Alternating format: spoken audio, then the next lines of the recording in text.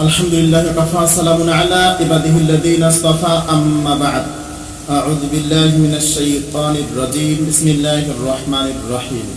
দূরে কিংবা কাছে যে যেখান থেকে আমাদের অনুষ্ঠান দেখছেন সকল দর্শক শ্রোতা ভাই বোনদের আন্তরিক মোবারকবাদ। আসসালামু আলাইকুম ওয়া রাহমাতুল্লাহি ওয়া বারাকাতুহু। সম্মানিত দর্শক শ্রোতা ভাই ও বোনেরা, আজকে আমরা গুরুত্বপূর্ণ বিষয় নিয়ে কিছু কথা বলবো, যে বিষয়টি সকলের অবগত হওয়া দরকার। তার কারণ, যতদিন এই পৃথিবীতে নেককার থাকবে, যতদিন এই পৃথিবীতে রাসূলের ওয়ারিস থাকবে, ততদিন এই পৃথিবীতে হক থাকবে। আর যতদিন পৃথিবীতে হক থাকবে, ততদিন পৃথিবীতে টিকে থাকবে। তাই আজকে হক সম্পর্কে দু চার কথা আমরা শুনবো এবং বলবো। তাই আপনাদেরকে বলবো, আপনারা আমাদের অনুষ্ঠানটি শুরু থেকে শেষ পর্যন্ত দেখবেন। আলহামদুলিল্লাহ। সম্মানিত দর্শক শ্রোতা ভাই ও বোনেরা, রাসূল বলছেন, ইন্নাল উলামা ওয়ারাসাতুল আমবিয়া, আলেম ওলামা হলো আমার ওয়ারিস। আর আল্লাহ সুবহানাহু ওয়া তাআলা বলেন, আলেমেরা আমাকে সব থেকে বেশি ভয় করেন। তার কারণ, যার ভিতরে যত বেশি ইলম থাকবে, যে যত বেশি তাকওয়াবান হবে, সে তত বেশি আল্লাহকে ভয় করবেন। আর আলেমদের ভিতরে নিখুঁত জ্ঞান, নিখুঁত এবং পরিপূর্ণ জ্ঞানী হলো আলেম ওলামা। তাই আলেম ওলামা যা বলে, যা করে, তা ভেবে চিন্তে করে।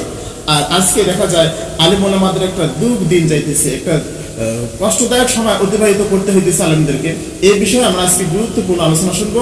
আলোচনা রাখবেন হাফেজ মাওলানা মোহাম্মদ ওলিয়া রহমান, উনি গুরুত্বপূর্ণ আলোচনা রাখবেন। অবশ্যই আপনার আলোচনাগুলো শুরু থেকে শেষ পর্যন্ত শুনবেন এবং শোনার পর আপনাদের মতামত কমেন্ট বক্সে জানাতে ভুলবেন না। তাহলে আসুন আমরা গুরুত্বপূর্ণ বিষয় নিয়ে গুরুত্বপূর্ণ আলোচনা শুনবো। এখন আলোচনা রাখবেন হাফেজ মাওলানা মোহাম্মদ ওলিয়া রহমান। মোহতারাম সাহেব, আসসালামু আলাইকুম ওয়া রাহমাতুল্লাহি ওয়া বারাকাতুহু। ওয়ালাইকুম আসসালাম ওয়া রাহমাতুল্লাহ। আপনি আমাদেরকে যদি বলেন, এই যে বর্তমান যে একটা অবস্থা, যেমন ইতিপূর্বে অনেক আলেমকে ধরা পাকড়া হয়েছে, ইতিপূর্বে তো আমরা এরকম বেশ কিছুদিন ধরে দেখে আসতেছি, এই ইদানিং তো আবার গত পরশু আমাদের একজন আলেম, বাংলাদেশের লক্ষ লক্ষ আলেমের মাথার তাজ, হাজারো হাজার আলেমের উস্তাদ, এরকম একজন ব্যক্তিকে হুট করে রাত্রিবেলা তার দরজা নক করা হলো, তাকে গ্রেফতার করা হয়েছে। এখন যা আমরা শুনতে পারতেছি, তো এই সম্পর্কে যদি আপনি কিছু বলতেন। নাহমাদুহু নুসাল্লি আলা রাসূলিল কারীম, আম্মা বা'দ, আউযু বিল্লাহি মিনাশ শাইতানির রাজীম, বিসমিল্লাহির রহমানির রহিম। ইন্নামা ইয়াখশাল্লাহু মিন ইবাদিহিল উলামা, ইন্নাল্লাহা আসীসুন গফুর। সাদাক্তা ইয়া রাব্বানা। সম্মানিত দর্শক শ্রোতা, আল্লাহ পাক রব্বুল আলামিন বাতিল যেমনই ভাবে এই পৃথিবীতে এসেছে, আল্লাহ পাক রব্বুল আলামিন ঠিক তেমনি ভাবে হককেও পাঠিয়েছেন। তো যারাই হকের পথে থাকবে তাদের একটু কষ্ট হবে। আর আল্লাহ পাক রব্বুল আলামিন অনেক সময় এই কষ্টের দ্বারাও দেখা যায় যে আল্লাহ তাআলা বলেছেন, এই কষ্টের দ্বারা আল্লাহ পাক রব্বুল আলামিন তার পছন্দনীয় বান্দাগুলোকে, তার পছন্দের গোলামদেরকে আল্লাহ পাক রব্বুল আলামিন পরীক্ষা করে থাকেন। আর এই পরীক্ষায় তারা আসলে কিভাবে উত্তীর্ণ হয়, না হতে পারে না। যদি উত্তীর্ণ হয়, কাল কিয়ামতের ময়দানে আল্লাহ পাক রব্বুল আলামিন এর সাজা দান করবে। তো আমি আপনাদের সামনে সূরা ফাতিরের 28 নম্বর আয়াতের অংশ বিশেষ তেলাওয়াত করেছি। আজকে আমাদের দেশে আলেমদের মর্যাদা নেই বললেই চলে। আলেমরা তো কোরআন থেকে কথা বলবে, আলেমরা তো হক কথা বলবে, ভালো কথা বলবে। কোরআন থেকে যে কথাগুলো হবে সেই কথাগুলো হচ্ছে ন্যায় কথা, হক কথা। কিন্তু আসলে দেখা যাচ্ছে যে আজকে আলেমরা যখন হক কথা বলতে যায়, ভালো কথা বলতে যায়, তখন দেখা যায় যে বিভিন্নভাবে তাকে যে কোনো কৌশলে, সুকৌশলে বিভিন্নভাবে অপবাদ দিয়ে তাদেরকে দেখা যায় যে অনেকে কারাগারে পাঠানো হয়েছে। আবার বর্তমান যে একটা পরিস্থিতির শিকার আমরা, বর্তমান সময়ে খুন গুম এরকমটা চলে আসছে। তো আল্লাহ পাক রব্বুল আলামিন বলছেন যে ইন্নামা ইয়াখশাল্লাহু মিন ইবাদিহিল উলামা, যে মানুষ যতগুলো আছে এখানে, অন্য এই আয়াতে কারিমের প্রথম অংশে বলছে জানোয়ারের কথা, যে জানোয়ার যেমন দুই প্রকার আছে। এক শ্রেণীর জানোয়ার আছে যে তাদেরকে মানুষ পোষ মানায়, তারা বাড়িতে লালন পালন করতে পারে, তাদেরকে নিয়ে চলাফেরা করা যায়। কিন্তু আরেক শ্রেণীর আবার জানোয়ার আছে যে তার সামনেও যাওয়া যায় না, তাকে ছেড়ে দিবেন। তো এরকম মানুষ কিন্তু দুই প্রকার আছে। এক শ্রেণীর মানুষ হচ্ছে সাধারণ মানুষ, আর এক শ্রেণীর মানুষ হচ্ছে আলেম ওলামা। আল্লাহ পাক রব্বুল আলামিন বলেন, নিশ্চয়ই এখানে আলেম ওলামাগণই আমি আল্লাহ পাক রব্বুল আলামিনকে সবচাইতে বেশি ভয় করে। তো আল্লাহ পাক রব্বুল আলামিনকে যে ব্যক্তিটি বেশি ভয় করবে, আল্লাহ পাক রব্বুল আলামিনকে যে বেশি ভালোবাসবে, তার দ্বারা তো অন্যায় কাজ হতে পারে না, খারাপ কাজ হতে পারে না। আর আরেক শ্রেণীর মানুষ আছে যে তার ভিতরে আল্লাহর ভয় না থাকার কারণে দেখা যাচ্ছে যে আল্লাহর দ্বীন, আল্লাহর জমিনে আল্লাহর যে গোলামেরা বাস্তবায়ন করতে যাচ্ছে তাদেরকে তারা ধরাও পাকড়াও, মারামারি, হানাহানি, মিথ্যা অপবাদ, দেখা যায় যে মেয়ে কেলেঙ্কারি, এরকমভাবে অপবাদ দিয়ে আসছেন। শুধু তাই নয়, আমরা একটা যদি খেয়াল করি যে আমাদের দেশ বরেণ্য আলেম, যিনি বাংলাদেশের সমস্ত বক্তাদের বলি বা মুফাসসিরদের মাথার মুকুট, তিনিও কিন্তু যতদিন পর্যন্ত ওয়াজ করেছেন কোনো সমস্যা হয়নি। আর যখনই তিনি কোরআন দিয়ে রাষ্ট্র গঠনের কথা বলেছেন, কোরআন দিয়ে রাজনীতি করার কথা বলেছেন, তখনই তেনার অপরাধ হলো, তিনি জেলখানায় গেলেন। তো শুধু তিনি নয়, এরকমভাবে আমাদের দেশে যেমন বর্তমান সময়ে একজন আলোচিত বক্তা, যিনি অসংখ্য, গোটা বাংলাদেশ নয় গোটা বিশ্বব্যাপী আমি বলবো যে অসংখ্য মানুষের হৃদয়ের স্পন্দন, মুফতি আমির হামজা, তিনিও দেখা যাচ্ছে যে তিনিও কিছু হক কথা বলার কারণে, ভালো কথা বলার কারণে তিনিও আজকে জেলখানার ভিতরে। এরকমভাবে যেমন আল্লামা মামুনুল হক সাহেব, তিনিও জেলখানার ভিতরে। এই কয়েকদিন হয় একটি আজব ঘটনা যে আমার মাদ্রাসার পাশে আগের দিন মুফতি জুবাইর আহমেদ সাহেব, তিনি রাতের বেলা আমার মাদ্রাসার পাশে এক মাদ্রাসায় তিনি একটা দোয়া অনুষ্ঠান করলেন।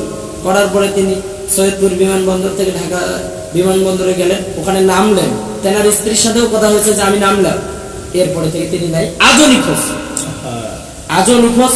অথচ বাংলাদেশের প্রশাসনের এ ব্যাপারে কোনো মাথা ব্যথা নেই, এ ব্যাপারে কোনো ইয়ে নেই যে এই লোকটা বাংলাদেশের একটা রত্ন, একজন মুফতি, একজন আলেম, বাংলাদেশের জন্য একটা রত্ন, একটা আমাদের বাংলাদেশের এটা আমাদের নসিব।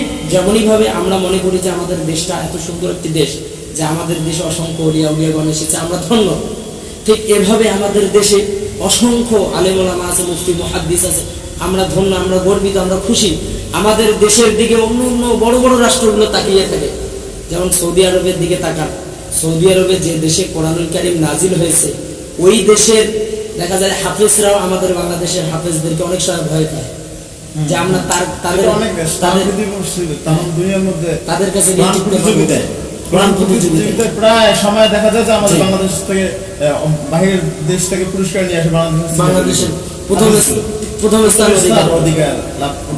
এই যে একটা বিষয় আল্লাহ পাক রব্বুল আলামিন সম্মান দিচ্ছে, আর আজকে আমরা এদেরকে সম্মান দিতে পারি না। আলেমদের দুরবস্থা। যতদিন আলেমকে মূল্যায়ন করা হবে, আলেমদেরকে সম্মান করা হবে, ততদিন সমাজের ভিত্তি মজবুত থাকবে। তার কারণ আলেমেরা চায় সমাজ ঠিক রাখতে, সমাজকে নিখুঁত নির্ভেজাল করতে। আলেমদের ভূমিকা হলো সমাজকে পরিবেশ পরিচ্ছন্ন রাখা, পরিবেশ সুন্দর রাখার জন্য আলেমরা যথেষ্ট ভূমিকা রাখে। তো আজকে দেখা যায় আলেমরা অনেক নির্যাতিত, নিষ্পেষিত। তো আজকে আলেম সমাজকে যদি আমরা এভাবে হেয় প্রতিপন্ন করতেই থাকি, তাহলে আগামী দিনে আমাদের অবস্থান, দেশবাসীর অবস্থান, দুনিয়াবাসীর অবস্থান কোথায় হবে? এই বিষয়ে তো আল্লাহ রাসূল সাল্লাল্লাহু আলাইহি ওয়াসাল্লাম বলেছেন, যতদিন পর্যন্ত আলেমরা আছে, অর্থাৎ নেক বান্দা থাকবে, যতদিন পর্যন্ত নেক বান্দা থাকবে ততদিন পর্যন্ত পৃথিবী টিকবে। যখন এই আলেমেরা থাকবে না, যখন আল্লাহ পাক রব্বুল আলামিনকে ভয় করার মতো এরকম যোগ্য আলেম থাকবে না, তখন দুনিয়া ধ্বংস হয়ে যাবে। তার মানে আজকে যারা এই যে 2 নম্বরের চিন্তা ভাবনা করতেছে, আজকে যারা আলেমদেরকে কষ্ট দিতেছে, তাদেরও একটু জানা উচিত আসলে যে আলেমেরা না থাকলে কিন্তু তারা থাকবে না। আপনি চিন্তা করেন যে আপনি যখন মারা যাবেন, আলেমেরাই জানাজা পড়াবে। আপনি যখন জন্ম নিয়েছেন, আলেম একজন মসজিদ থেকে নিয়ে যে আপনি আজান দেওয়া হয়েছে, বা আপনার বাবা মারা গেল, মা মারা গেল, আপনার আলেমদের কাছ থেকে এসে দোয়া নেয়। আর আজকে যদি এই আলেমদেরকে বেইজ্জতি করা হয়, বলা হচ্ছে যে জায়গায় আলেমদের কদর কমে যায়, সে জায়গায় আল্লাহর গজব পতিত হওয়ার সম্ভাবনা থাকে। এজন্য আমি মনে করব যে আসলে আলেমদেরকে এভাবে কষ্ট দেওয়া ঠিক নয়। কেননা আলেমরা আল্লাহ পাক রব্বুল আলামিনকে সবচেয়ে বেশি ভয় করে, আল্লাহ পাক রব্বুল আলামিনকে সবচেয়ে বেশি স্মরণ করে।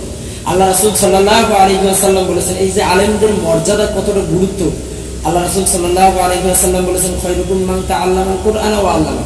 এখানে কিন্তু একজন আলেমের কথাই বলা হয়েছে, কারণ আলেম না হলে তো আর ওই কোরআনের শিক্ষক হতে পারবে না, উনিও একজন আলেম। আল্লাহ রাসূল সাল্লাল্লাহু আলাইহি ওয়াসাল্লাম বলেছেন যে আসমানের নিচে জমিনের উপরে সর্বোত্তম ওই ব্যক্তি যে ব্যক্তি কোরআনুল কারীম পড়ে এবং অপরকে শিক্ষা দেয়। এই যে একটা আলহামদুলিল্লাহ গুরুত্বপূর্ণ কথা শুনতেছিলাম।